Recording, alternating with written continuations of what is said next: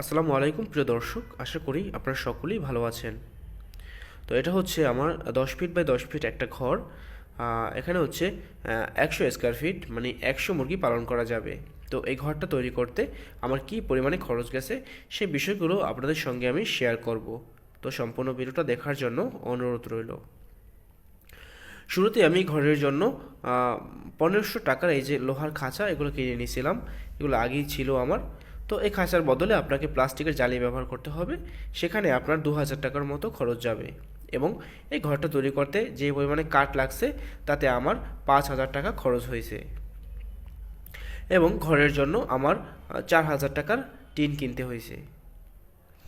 তো আমি হচ্ছে এটাকে কিন্তু মাচা সিস্টেম করে দিয়েছি, মাটি থেকে 1.5 ফুট উপরে।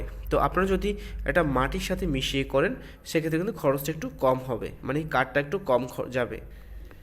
তো মিস্ত্রির জন্য খরচ যাবে আপনার 1000 টাকার মতো। তো আপনার টোটাল খরচ যাবে ঘরের জন্য 12,000 টাকা। 12,000 টাকার মধ্যে আপনি 100 মুরগির জন্য একটা ঘর তৈরি করতে পারবেন। তো ঘর তৈরি করার ক্ষেত্রে কিছু বিষয় মাথায় রাখতে হবে। পর্যাপ্ত আলো বাতাস যেন প্রবেশ করতে পারে সেদিকে আপনার খেয়াল রাখতে হবে। তাহলে আপনার মুরগি ভালো বৃদ্ধি হবে এবং মুরগি ভালো থাকবে।